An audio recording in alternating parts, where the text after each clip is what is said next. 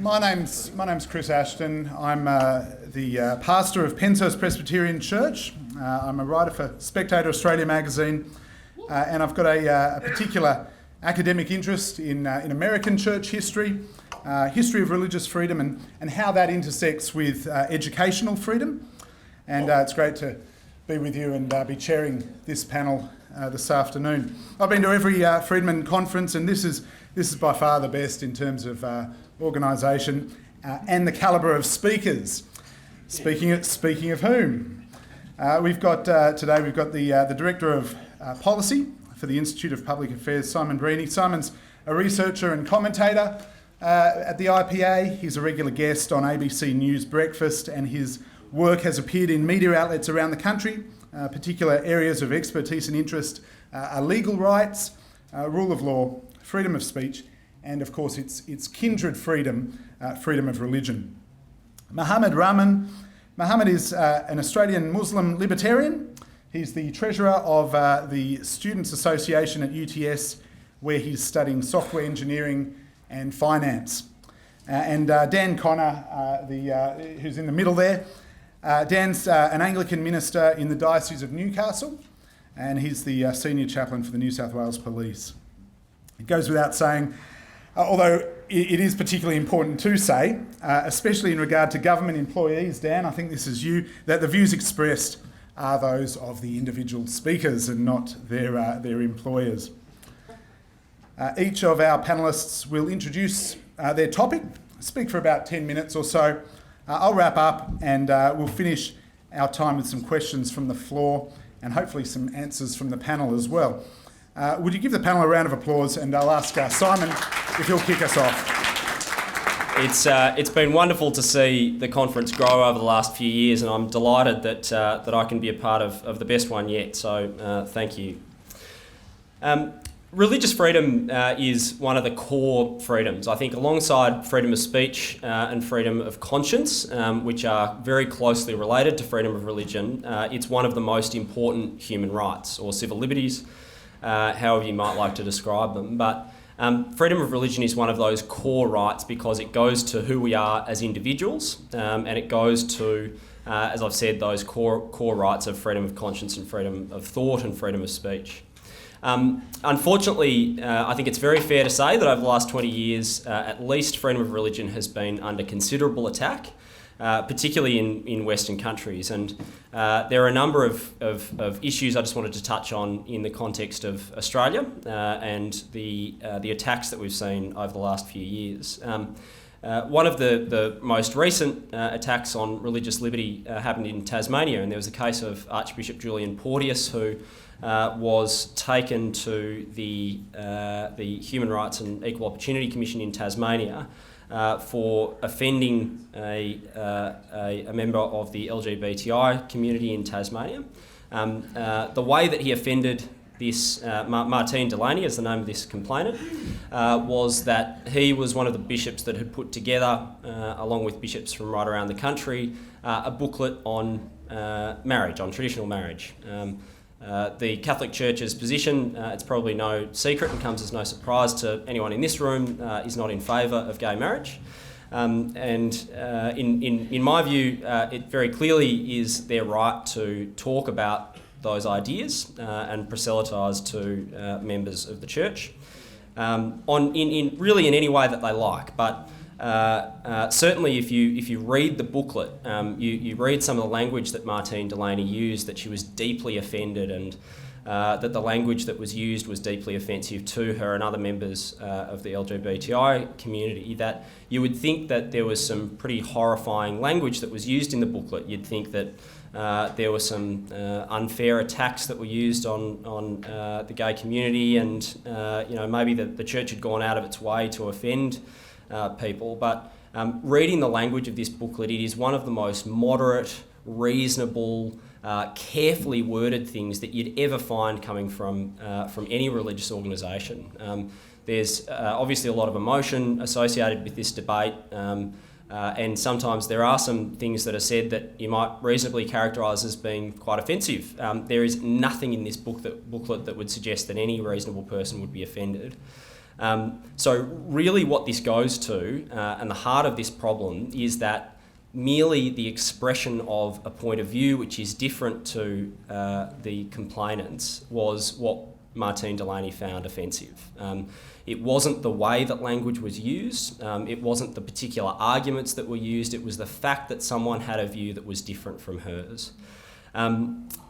I think it's extremely unreasonable that she would take someone to court, but the reason why she was able to take someone to, or in this case to the Commission, but the reason why she was able to is because of the existence of laws that encourage this kind of litigation.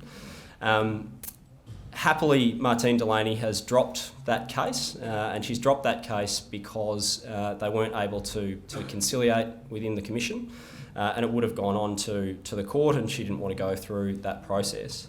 Fair enough, but I think that really the way that this should have been attacked, and if she disagreed with the church, fair enough, but the way that she should have dealt with it is not to take it to a higher authority, not to take it to the courts, but to argue it out in a way that many of us in this room already do. To go on television or write newspaper articles or in the case of many IPA members, pay your $88 a year to get someone else to do that on your behalf. We've got some membership forms a couple of rooms across. That's the way to fight these battles, and that's what the way as classical liberals, as libertarians, as conservatives, these issues should be fought. So that's just one, but there are a whole range of them. Anti-discrimination law is the key way in which religious liberty is being attacked these days. And we see case after case where anti-discrimination laws are used against people of particularly Christian faith, but other religious organisations and groups as well. A campsite operated by a Christian Brethren group was unable to reject a group of people from using its facilities. They would have rejected them because they they described themselves as a pro-homosexual youth group. If the Christian Brethren want to run an organisation or a campsite and they want to pick and choose their clientele, so be it. That's a business decision for them to make, but clearly against the anti-discrimination laws.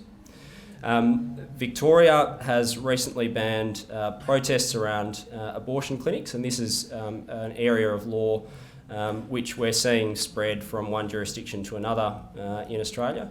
There was recently the case in the ACT of a woman who was praying outside an abortion clinic using her rosary beads. She was said to have breached those laws, very similar laws, and she was fined for doing that. It's Victorian Labor government policy. They took to the last state election the removal of any faith-based selection on staff members of religious schools. We saw recently a Christmas carol ban in the state of Victoria under the guise of special religious instruction regulations. These cases are ongoing. They are happening constantly. There are more laws that are passed each year by states further restricting freedom of religion. And I think that the time has come to push back against these laws in the name of religious liberty, because all of these laws are moving in one direction, and I think it's a great shame. There are any number of cases that we've seen over in other parts of the world where this has happened. The UK and the US, where there are constantly cases where we see religious liberty being attacked. I wrote recently about a jeweller in Canada who had hung up a sign in their store saying that they were in favour of traditional marriage. And there was a lesbian couple that came in and wanted some rings made. A friend of theirs told them that there was this sign being hung up in the jewellery store, and they chose not to use the jeweller. Now, to my mind, that's absolutely fine. If the gay couple chooses not to use this jeweller because their views are different to theirs, so be it.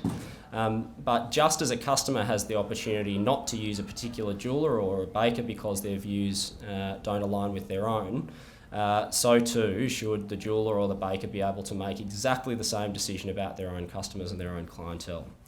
I think we've sort of got half of the equation right, but unfortunately we don't have the other half of the equation right, which is it's not just about individuals being able to choose the businesses that they associate with. Businesses also have the other side of the coin is businesses have the opportunity to choose who their clients are. If they want to make a decision like that, they should be free to. So down with the anti-discrimination law and onwards and upwards to religious liberty. Thank you.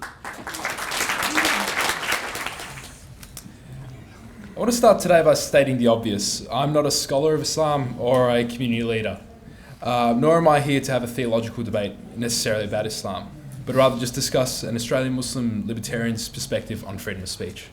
Let's get that out of the way. I call that the please don't behead me disclaimer.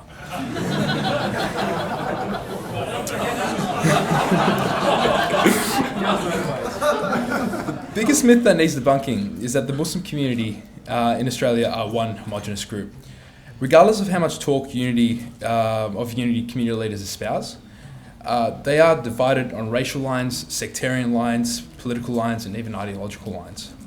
The reason this is important is when a so-called community leader releases a statement condemning or condoning a certain act, they are only speaking about a subsection within a subsection within their communities and those who are active in those groups. That is not to say one opinion on a matter is necessarily the view of the majority, because the majority were probably not even consulted in the first place. This is very frustrating for a lot of Muslim Australians who are too focused on just, living their lives. Rather than having to defend themselves because of the disgusting acts of people who claim to be doing it because of their faith, and when they do come out and condemn these actions, they're either told they are lying, or in the case of the Grand Mufti last year, they managed to spectacularly stuff it up. There's always been competition in ideas. Label liberal, DVD, HD or Blu-ray, even 2-pack or Biggie. The problem is when a debate about video formats happens, one side doesn't say to the other, "Oh, well, don't give your opinion or I'll kill you." Debates usually don't work well that way. The marketplace of ideas requires the freedom to say unpopular and offensive views. Most of us here in the West think that we have a monopoly on this framework, that only Western liberals could have come up with a framework for such an idea. The fact is, Islamic thought has had a mechanism for the marketplace of ideas for centuries, and it's called ijtihad, which roughly translates to diligence, or diligence in finding the truth. It essentially places the responsibility on the individual to use a decision-making process to understand or interpret their faith, as long as it's based on the religious scriptures, the hadith of the Quran. Now, I know what you're thinking. All extremist Muslims will do is just take the path to justify terrorism, violence, and misogyny, and don't have to be accountable to any central body. But the fact is, recently, fundamentalists have destroyed and made forbidden the idea of independent reasoning within Islam. Wahhabis, for instance, work on a very rigid and literalist interpretation of Islam, which makes reformation almost impossible. And let's be clear on this. The periods of Islamic history where free thought flourished, pluralism was accepted, and Islamic society was both culturally and doctrinally open to new ideas were the peak of Islamic achievement. The reason why the Hindu-Arabic number system, for example, is called the Hindu-Arabic number system is because the Arabs took the ideas around numeric systems in Indian society and ordered them in a way that made more sense. One of the reasons we can read Plato in that while the Dark Ages were occurring in Western Europe, classical Greek texts were translated to Arabic, which also influenced the Arabic and Islamic thought in that period. An important driver of the Renaissance was the Venetian trade with the Egyptian economy. These traders took some of the ideas and then took them to Europe. Those traders then reintroduced Greek and Roman classics to the West and also transmitted the important developments in algebra and medical science that were occurring in the time in Arabic universities. Islam is not incompatible with new ideas. Indeed, historically, it's been at its strongest when it's engaged with the outside world and was willing to challenge the fundamental concepts in a quest for knowledge and truth, and it's possible for it be an open, liberal Islam to flourish. We've seen it happen, and the world will be a better place when we can see it happen again. This leads me to my main argument, that freedom of speech is essential for the reformation of Islam, and any attack on it is an attack on the growing number of Muslims attempting to reform their faith. It's in essence an attack on religious liberty. Dissenting voices within Islam are hurt the most by the limitations on these freedoms of speech. They are the gay Muslims, feminist Muslims, and liberal Muslims, all of whom struggle to find support within their own communities, let alone the wider public. We need to be willing to set the norms that make it impossible for Australian Muslims to shut down debate in the community, and I'm willing to say this. Currently, many Muslims in Australia look at the wider discourse in Australian society and see one that is heavily policed and restricted. Many of us do not see a robust debate. We cannot see freedom of speech held up as a virtue. We do not see people willing to slay these sacred cows. This is because these things are not happening in Australian society.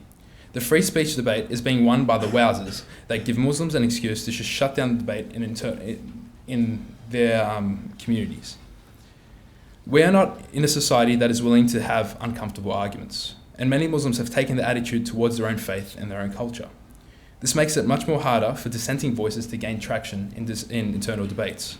Marginalised people stay marginalised because they are not challenging Muslims to accept these voices.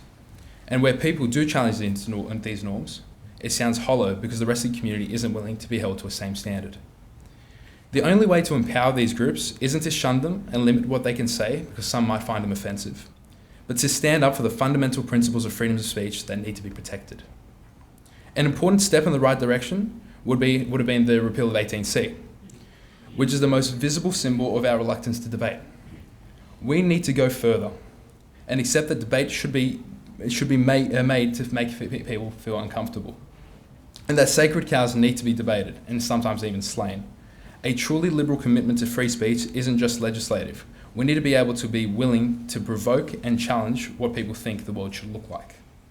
Criticism of Islam is now a security risk. A stick figure of the Prophet, regardless of how innocuous it may be, can be censored because of the risk to offend some Muslims.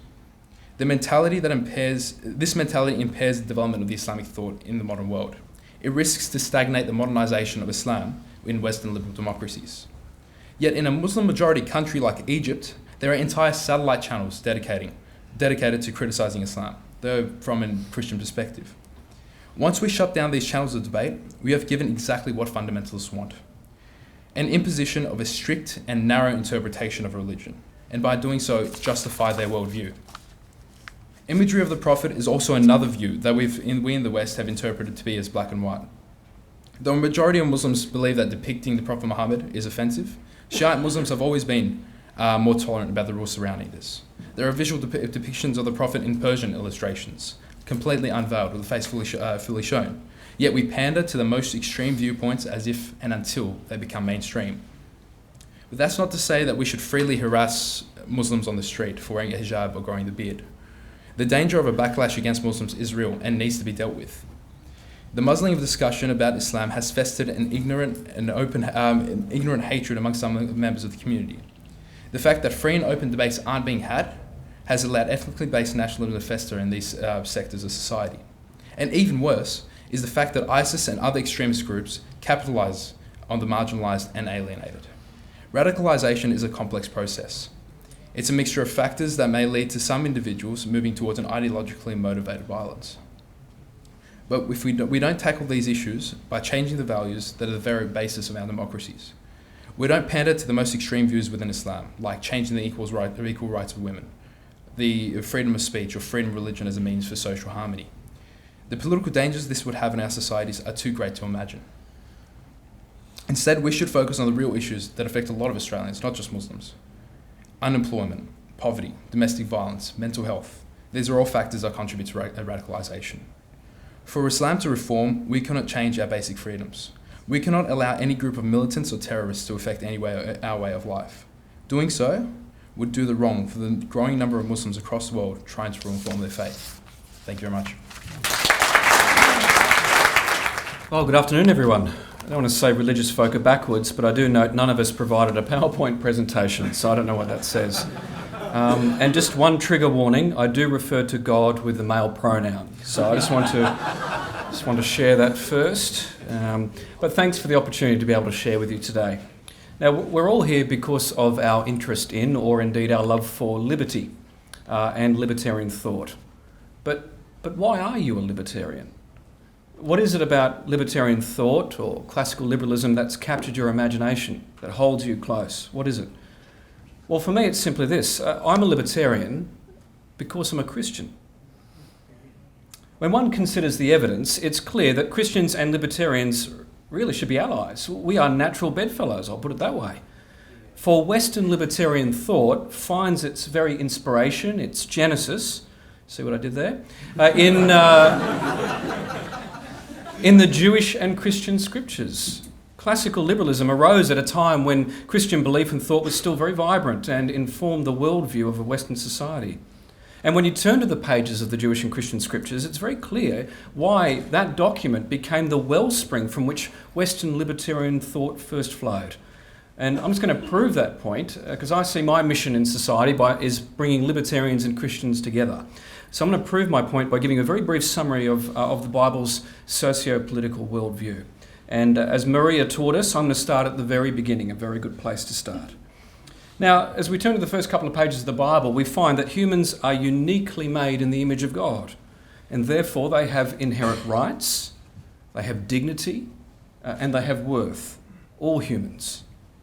We find that God creates humans free and to make morally responsible choices for themselves and their communities, and indeed to be accountable for the consequences of those choices. Sadly, though, as we keep reading through the Bible, we see humanity has become corrupted by rejecting God's good purposes. Evil intent now lives side by side with good intent in all hearts and minds. And so what happens when these flawed humans get together, when they form cities, nation states, empires, governments, we find that they're always set up in opposition, as we read through the Bible, to the purposes of God and the good of humanity. Now, I'm not going to go on a sermon here, so don't get too worried, and I am not going to pass the plate around, but I do need to go through this. I do need to go through this with you so I can bring Christians and libertarians together.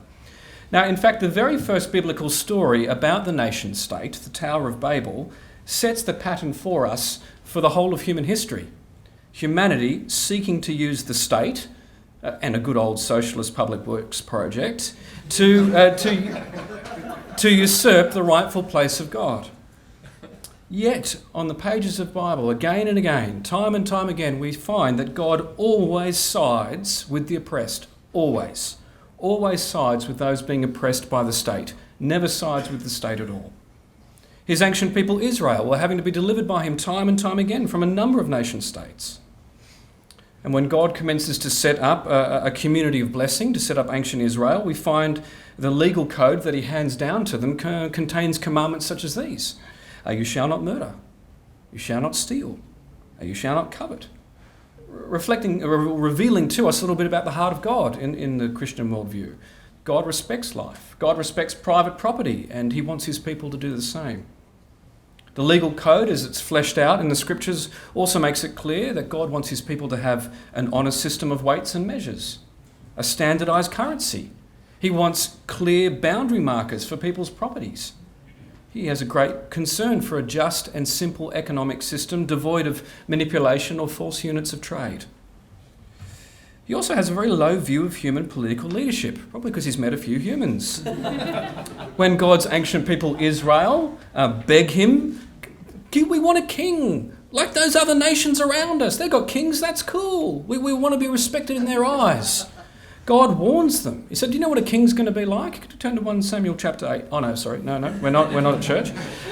But when God tells them, he said, do you know what a king's going to be like? He says, a king's going to tax you. A king's going to draft your sons into his army. He's going to take your daughters to be his handmaidens. He's going to make you serve his needs. He's going to take the best of your produce. He's going to take your property. He's going to tax you. He's going to declare war on your neighbours. That's what kings are like, says God.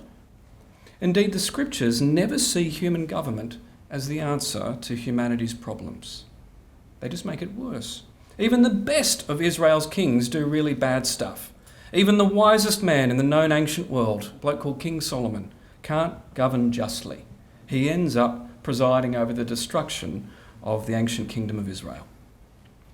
And as we move from the Jewish half of the scripture to the the times and the teaching of Jesus, we find someone whose key message is all about freedom. True and lasting freedom, Jesus said, can be found in the spiritual kingdom of God.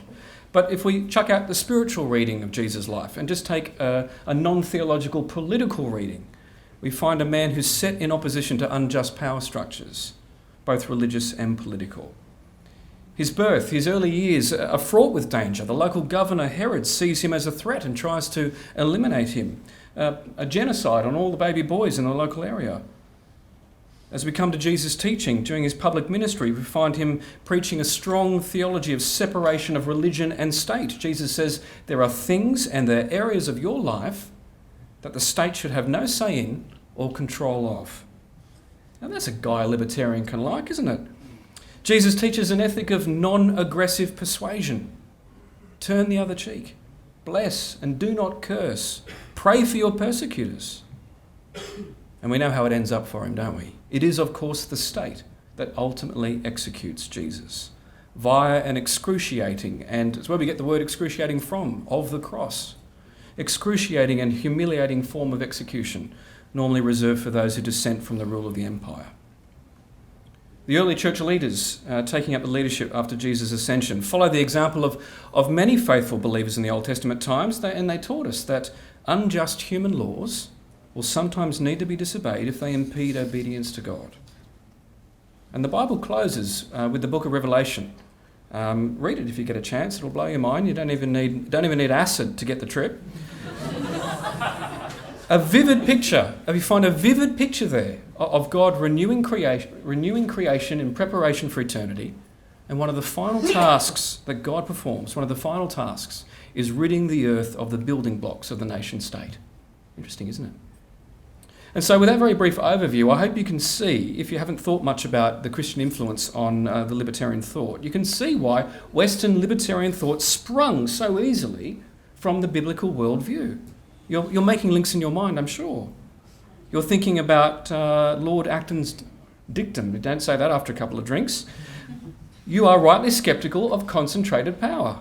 Power corrupts. Absolute power corrupts absolutely. And so you will support institutions that limit and divide power. Federalism, separation of powers, private property, free markets.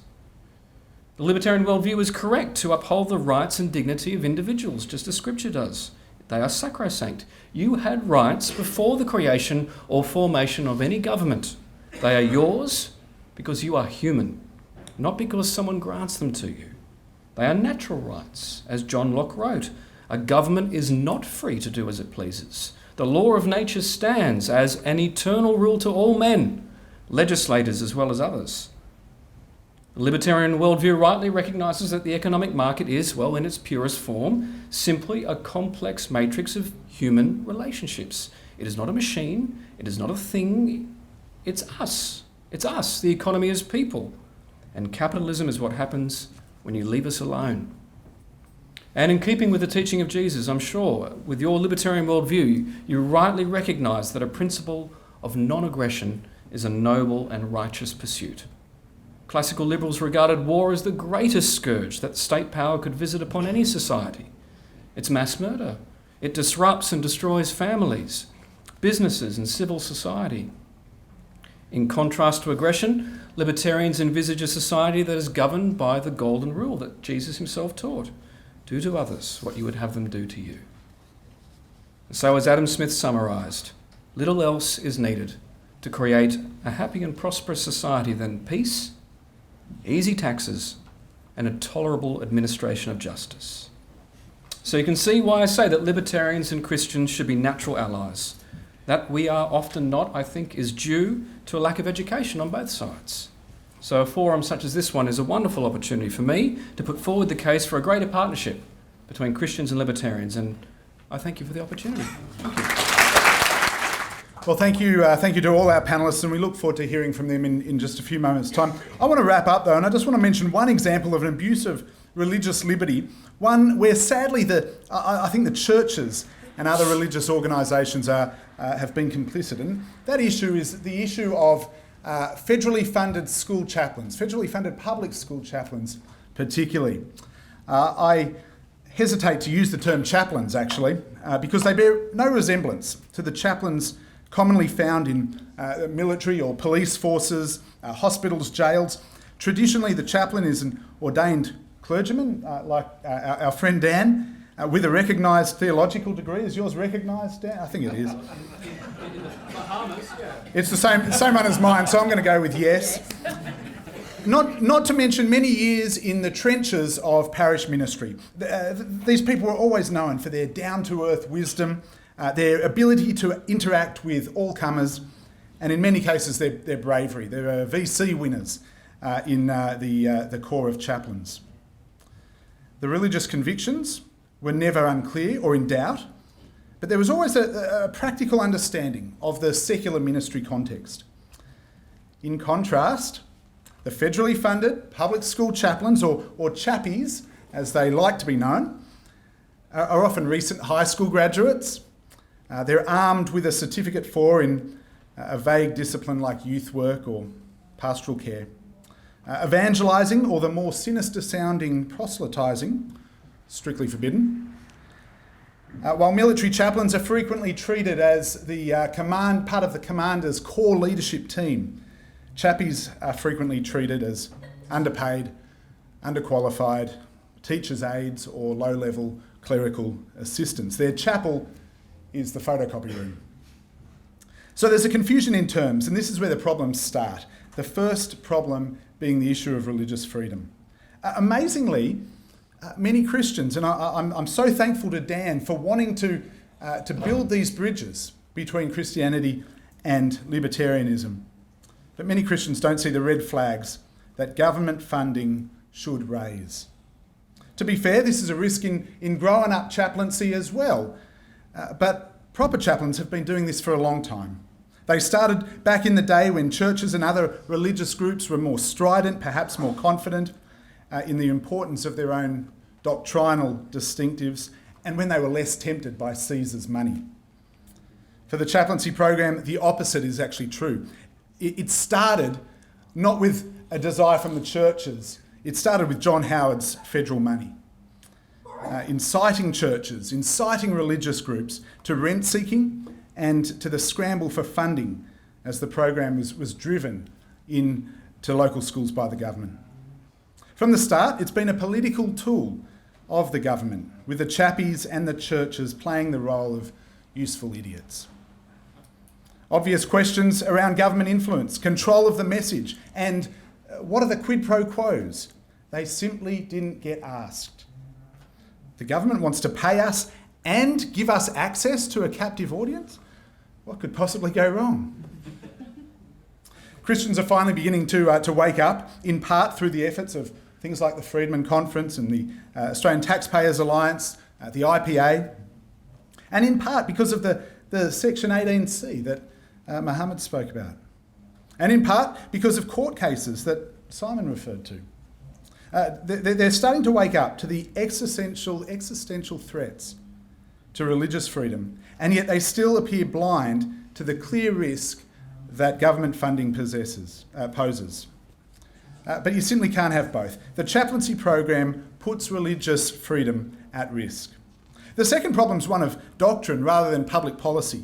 And I don't want to get bogged down in theology at this secular conference, and I certainly can't speak for other religions, but for Christians, the chaplaincy program puts the Christian message at risk.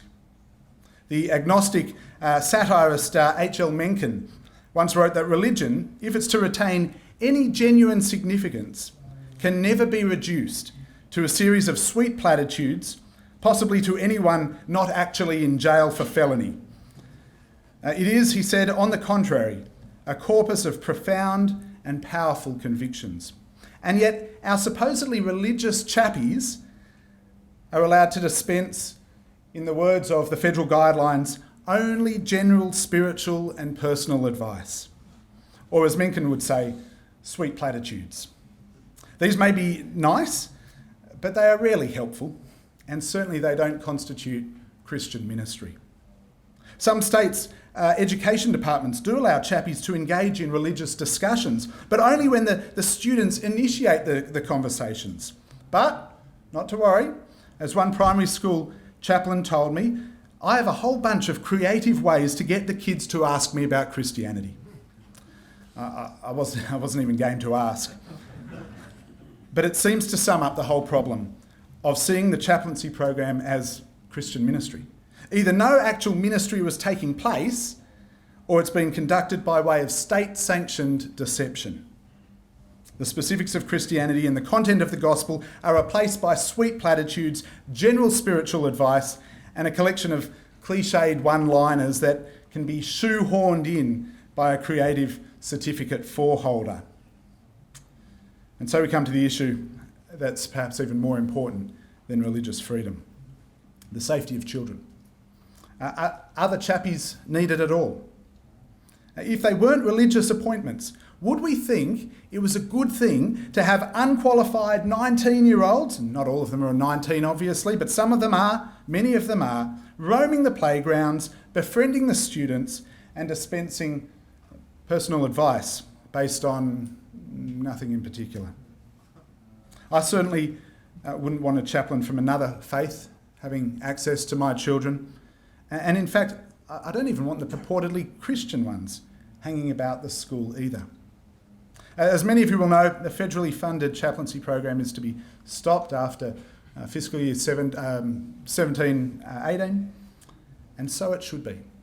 This is a good decision, not only for the budget, although as Simon mentioned to us this morning, it's a pretty tiny sort of component, but it's a good decision in terms of ending the improper influence of government on religion and the improper influence of religion on unsuspecting children.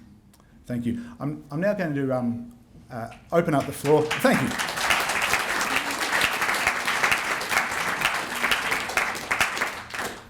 Open up the floor to questions of any of our panellists. Yes. Recently in Victoria, in the legislation to introduce same-sex adoption, the government attempted to amend the Equal Opportunity Act to override the long-standing law that protected religious freedom by allowing religions to determine their own doctrine.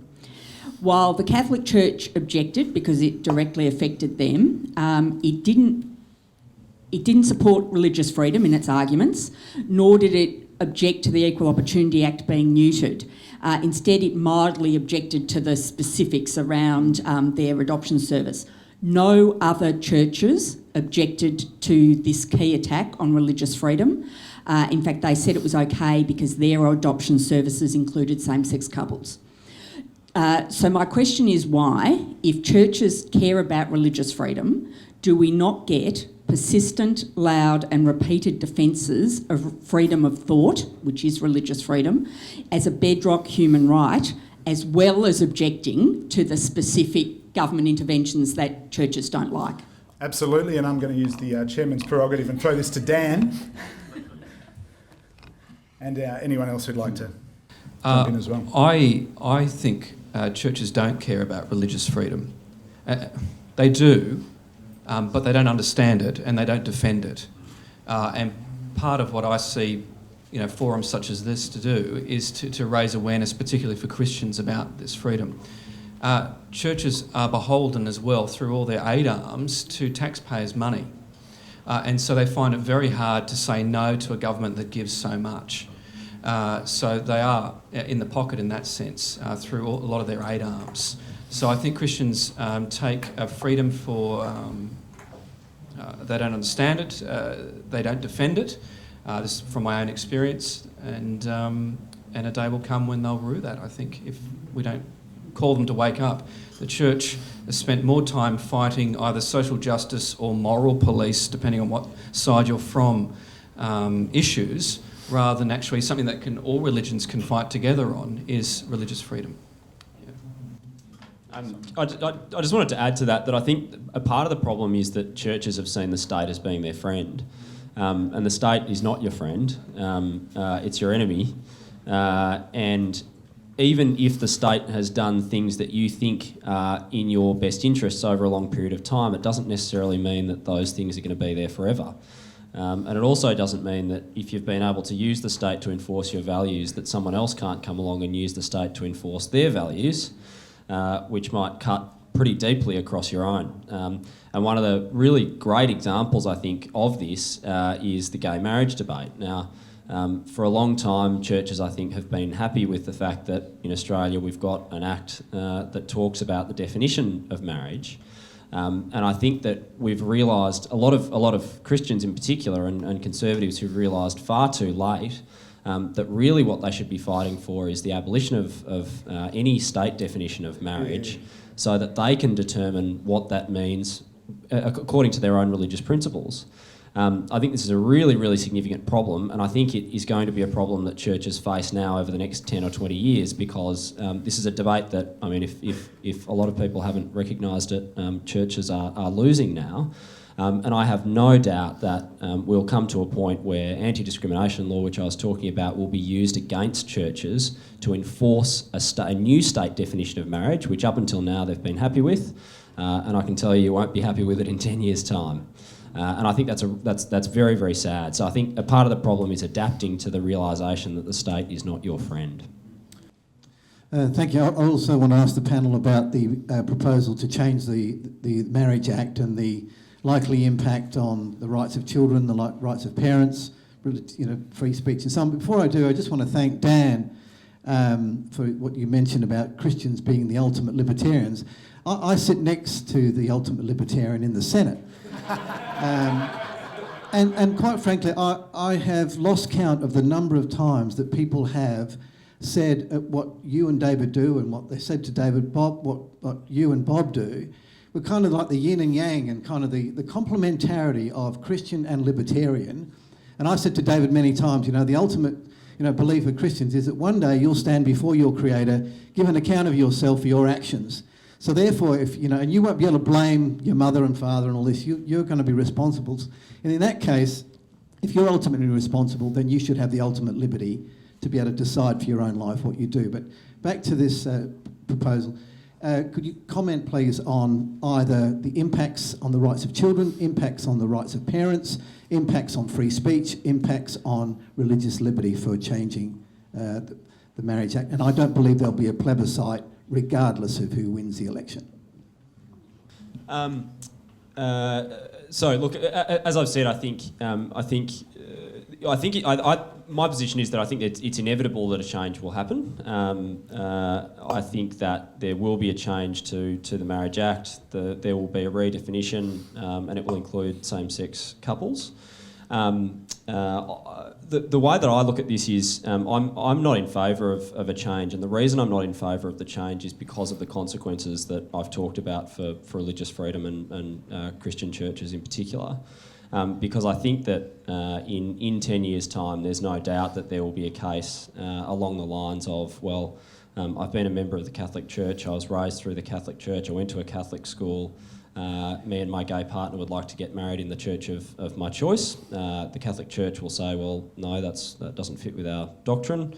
And under anti-discrimination law, churches will lose. I mean, they have been losing the exemptions that were originally built into anti-discrimination law for years. This is not a new problem. This is a problem for churches that has existed for a very long time. And the point that I touched on in Victoria, where the Labor government is now talking about getting rid of religious exemptions, getting rid of further religious exemptions. I mean, there are no exemptions now for Catholic schools, for instance, if you want to hire. If you're a Catholic school and you want to hire a Catholic cleaner or a Catholic receptionist, you can't do that. And so I can't see the argument that says there is no risk to religious liberty if those changes are made, because even if you say, well, I'm in favour of a change now to the Marriage Act which exempts the Catholic Church or any other religious organisation from marrying gay couples, legislation's not static, and that will change over time, and there is no doubt in my mind that the way that change will move is not in favour of more religious liberty, it's in favour of less, and I think that will mean that once that exemption's gone, we've lost another leg of a very, very important liberty.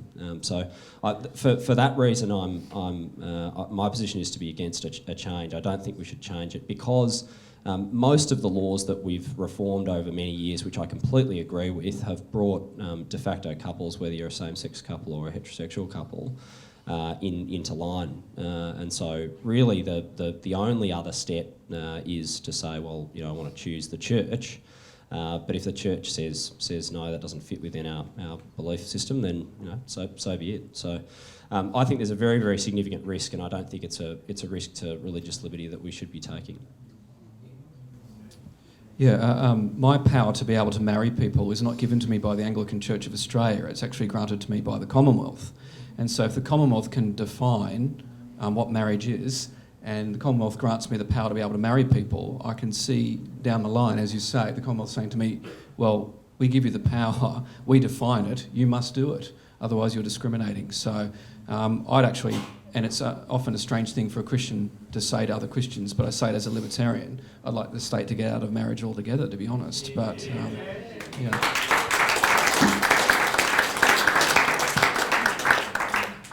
Just wait for a gay couple to go to a mosque and ask to be married and see.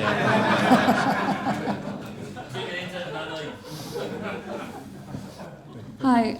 Considering freedom of religion is one of the few constitutional rights we actually have, and how come we're not using that to defend, the freedom of religion? How come we're not using it's, defacing our constitutional rights to accept all these leftist Marxist policies?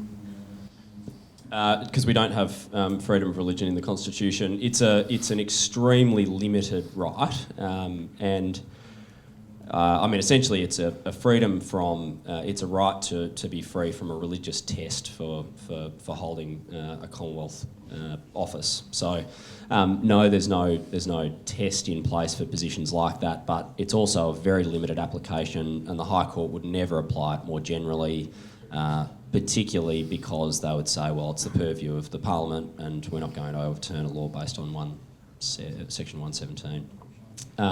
So, look, unfortunately, I just don't think that's a way of solving some of these issues that we've got. The only thing we have got is our voice and being able to make rational, reasonable arguments, and making those arguments in such a way that we convince more than half the population that religious liberty is something that should be defended in law.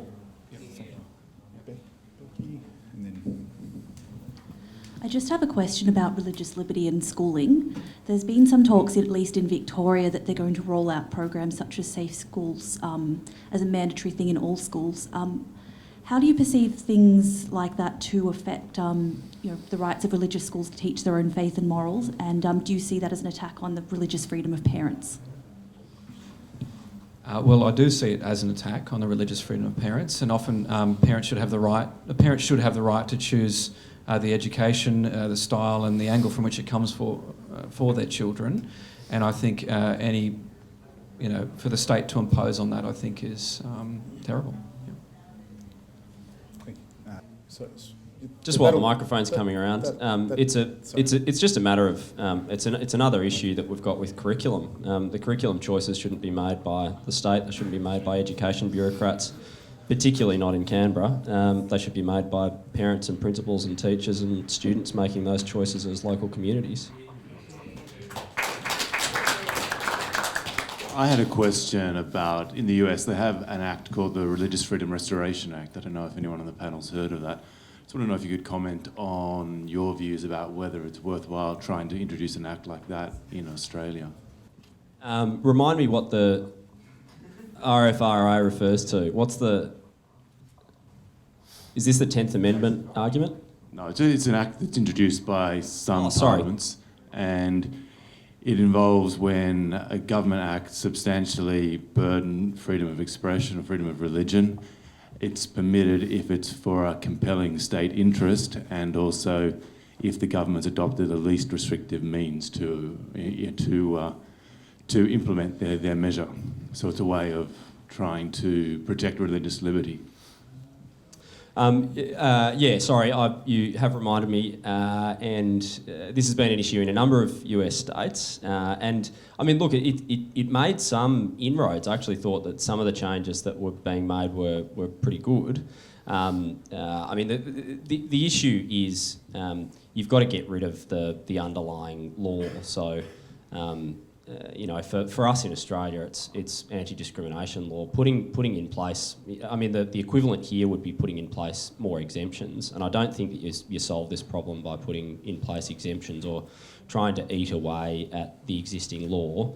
Really, the only way that we should be looking at solving this problem in Australia is by repealing those laws that exist in the first place. Because, well, I mean, we're talking about it here in the context of religion, and it impacts on religious freedom, but anti-discrimination law impacts on a whole range of liberties. It impacts on freedom of speech, it impacts on freedom of you know, voluntary exchange in a way that really the state should have no right to. And so, I mean, in Australia, I'd be looking not at making those exemptions, because as I've talked about, those exemptions are fickle and they will change depending on what government's in power or where the zeitgeist is moving. But getting rid of the underlying laws altogether is something that I think we should all be in favour of. I'm a libertarian who sort of works on libertarian-related issues in the US and in Australia, so I know both countries well. But I'd like to ask you guys, someone mentioned the disconnect between Christianity, for instance, but just religion in general, and libertarianism in Australia.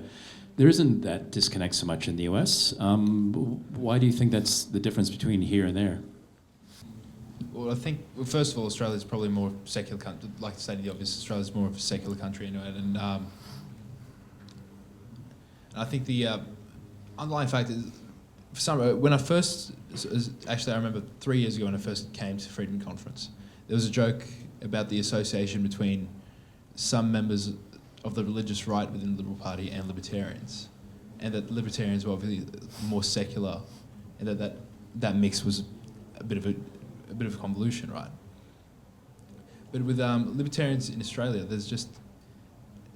there isn't a, I think it's more to do with the fact that our political sphere in general isn't as Christian as the US, whereas in the US it's probably just that base level is probably more Christian. That's why libertarianism is has more of a connection within Christianity as opposed to Australia, I guess.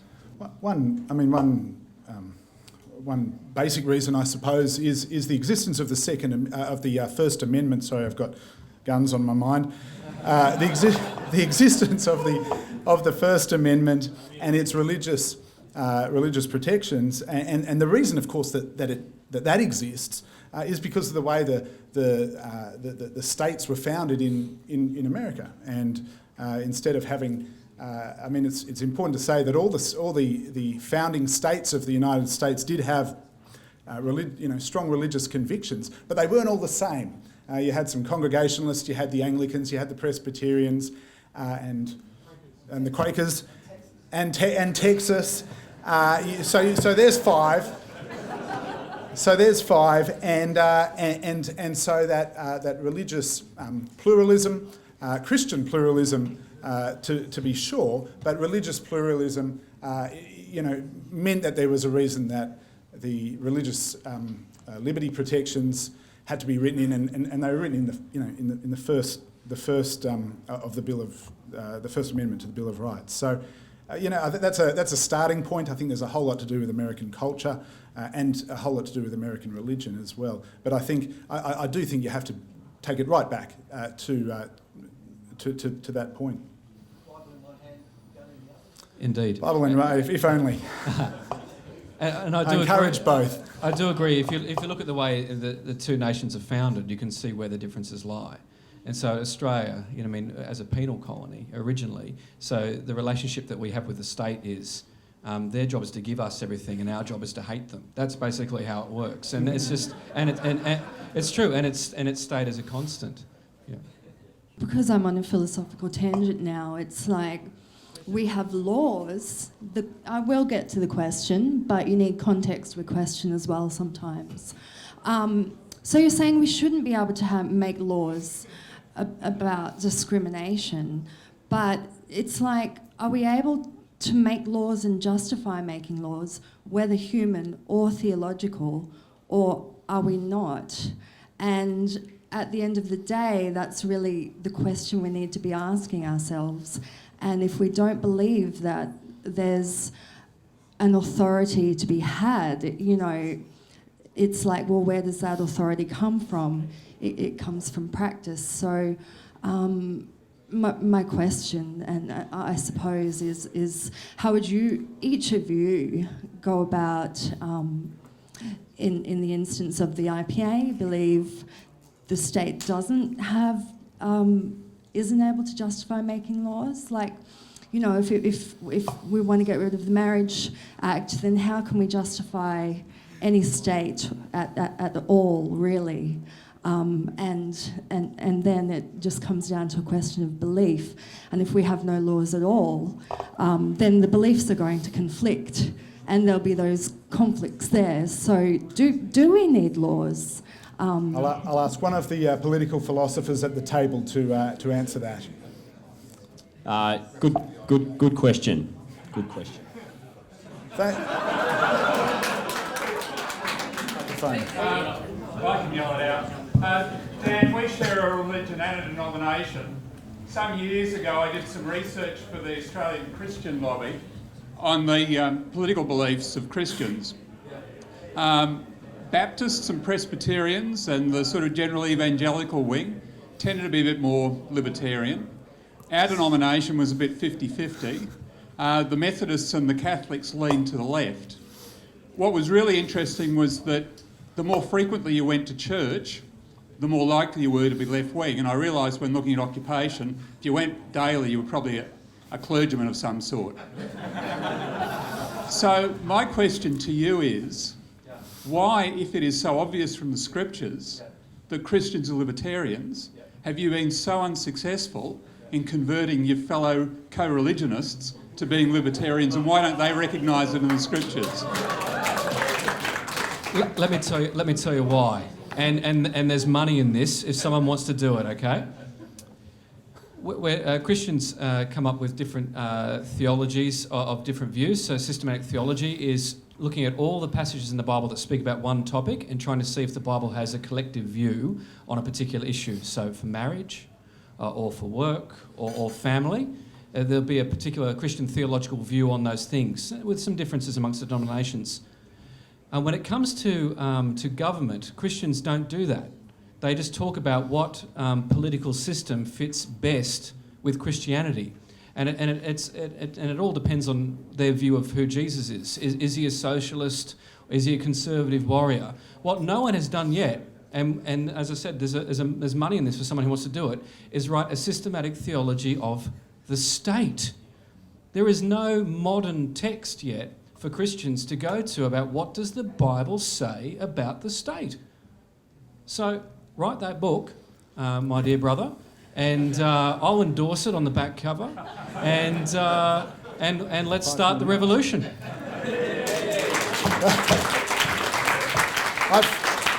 I just want to say two things. Firstly, that's the first time my denomination's ever been called Libertarian, but thank you for saying that. And I'll give you an application form for the Presbyterian Church. I've also just received a 5-minute hand from none other than Tim Andrews, which I think is like the voice of God.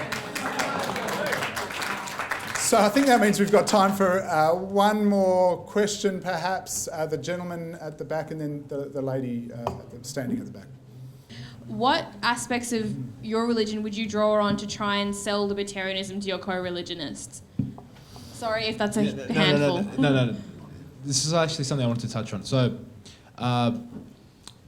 Muslim voters before 2001 were actually very strong centre-right to right-wing voters. They were socially conservative, had a large background within small business, so they tend to vote for Liberal parties or even Christian Democrats, surprisingly. Then that policy obviously changed after 2001, when and between 2001 and 2003, where the coalition's policy, foreign policy, was used by the Labor Party on a grassroots level to actually start converting a lot of these people who tend to vote Liberal towards the Labor Party, to which we're now seeing 70% of Muslims voting as strong Labor voters. So I think now it's just a matter of changing the perception within centre-right to right-wing parties that sell the libertarian message about what libertarianism, what classical liberalism is, and saying how that's compatible within their own worldview. And that's possibly one step that we can go and to actually formulate a process to get more Muslim voters voting the right way, I guess. So, yeah. And final question, the lady standing up with the blue lanyard. Quick question to all four of you, yes or no? Given the Kim Davis example in the United States, do you ever think that there is a time when someone in public office should be able to choose not to do their job as a public official for religious reasons? Start with Mohammed. Yes. Yes, but they should also resign at the same time. Yeah, I mean, no, they can't. It's an employment contract. No, yeah. I'm amazed it's taken until 2:36 p.m. on the Saturday for me to be called a statist. You IPA communists. You're so soft. Where's the anarcho-capitalist wing of the IPA? Yeah. It's an employment contract, right? You sign up for a job, there are conditions to employment. If you don't like those conditions, you can quit or you'll be fired. It really is as simple as that. It was a disappointing debate, I think. There are a number of times when we see this debate come up. Freedom of speech, for instance, I have the right to say what I want, and if my employer limits what I'm able to say, then that's a breach of freedom of speech. No, it's not. You've breached your employment conditions, and you don't. There's no fundamental human right being breached by that. So, no. Yeah, look, I disagree. Religious people and non-religious people should adhere to their employment contracts. Ladies and gentlemen, the Religious Liberty panel.